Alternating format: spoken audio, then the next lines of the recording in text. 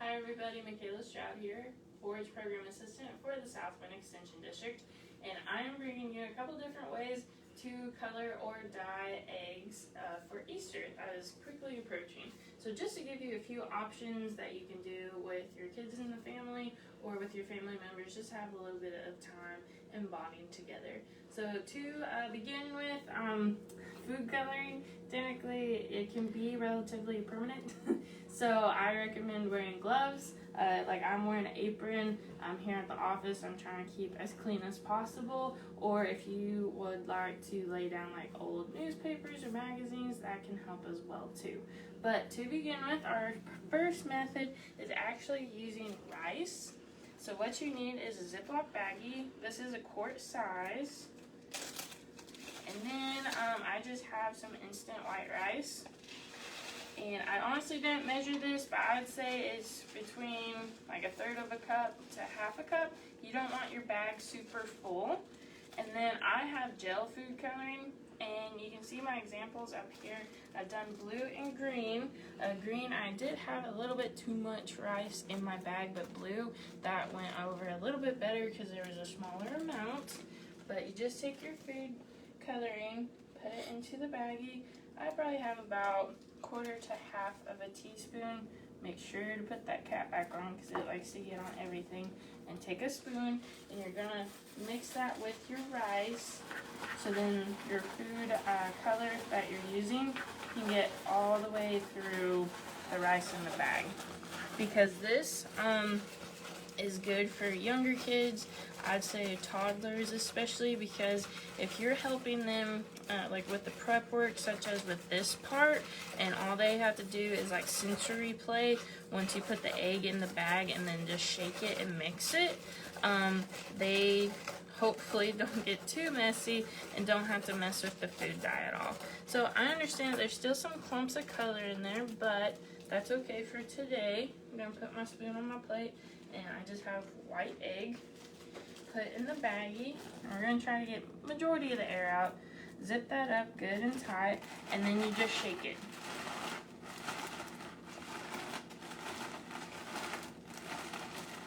And if you want a little bit more color, you can rub it. But depending on how vibrant you would like this pattern to be, you can certainly add more food coloring into your baggie, or just keep shaking it for a longer period of time. Like right now, I've basically been just doing it for about 20-30 seconds. And for today's demonstration, I'm going to go ahead and stop. Then you're going to take your egg and place it out, and it has this sort of cool speckled pattern on it. Then you're just going to set it down. The green and the blue one that I've previously done, the green one, I had too much rice in my bag. I didn't have enough food coloring, so it came out very pastel and light. I like that. However, I wanted more vibrant blue, so I had less rice and more food coloring. These are dry now, and they've been sitting out for about an hour. Our next method that we're going to do is actually sort of like a tie-dye method with your egg. What you need is paper towels, and just rip off one of the sheets. Take your egg, put it in the middle, and you're going to wrap your paper towel around it. So for the shorter sides, try to fold it over so all of it is completely covered, and bring it up to the top, and you're going to twist. Going to try to keep that paper towel as tight or taut as you can. Next, you need a paper towel. I recommend a rubber band, a smaller rubber band, so you can get that nice and tight. Just wrap it around a few times. This could definitely use adult help or older kids' help to get this achieved. So now it should look like this. And I mentioned earlier I'm using gel food coloring, so for this the drops would be a little bit better. However, if you only have gel, what I did was I took a little bit of water and mixed that gel food coloring in there, where it's definitely more liquid compared to the gel. Just going to take a little bit on my spoon, and I'm just going to drop it onto pieces of my paper towel. Because what we're trying to do with this tie-dye method is just have different colors all along that egg. So there's my yellow. I'm going to take my red, and it's okay if they mix a little bit. That's what, you know, traditional tie-dye is. And then finally, I'm going to take my blue.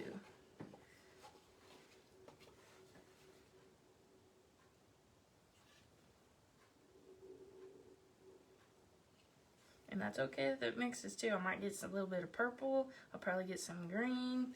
So now we gotta let this dry, so I'm going to transfer it over to a different plate.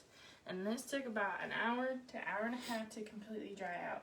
You do want to rotate your egg and put it on the other half about halfway through that drying time, so then air can get to that other side. But the finishing results looks pretty cool. A little bit of a tiger stripe. You got some polka dots in there. This particular egg, I didn't have my paper towel on it to tie. I used a large rubber band instead of a smaller one, so that's why there's a lot of white on there. But this one is tighter, so it should come out with more colors on it. But each of them will come out with a unique design. The last one I have to show you today is the shaving cream method. So I just have a $1 can of cheap shaving cream, and then my gel food colorings, and I have a knife. You can use a spoon to move it around in just a second. So first of all, you need a plate, casserole dish, pie plate, something. If you're working with younger kids, you can need something with sides. That would be suggested. It's just I just have this plate today, so we're just gonna put some shaving cream on it. And that's okay that there's spaces because we're going to take care of that here in a little bit. So I'm going to add some food coloring, and it can be very spread out. Doesn't have to be precise at all. And then I can add some yellow.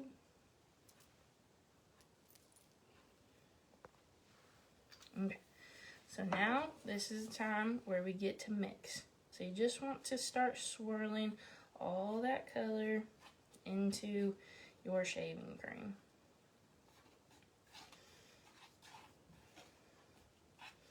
And again, it's recommended to have the liquid food coloring for this method as well. However, all I have today is the gel, but you can use either. So mix it where there's definitely pockets of that color. So now I'm going to put that on my plate and take your egg, and you're just going to put it in there and roll it. So it can pick up on all of your different colors. And that's okay if there's a lot of shaving cream on your egg, because that will actually help with the transfer of the color process. So now, since it's good and rolled, you can transfer it over to your plate. And if you look at my finished products, this egg was 15 minutes after drying, and it didn't get a whole lot of color on it, but that was a very quick drying process. This other egg, that was waiting for an hour, and it definitely hit more of those pockets of color. But this one, I'm going to let it dry a little bit longer so I can get more green and blue in it. But I hope you have some fun with the kids this Easter holiday, and you can try this out soon. But we'll see you later. Bye.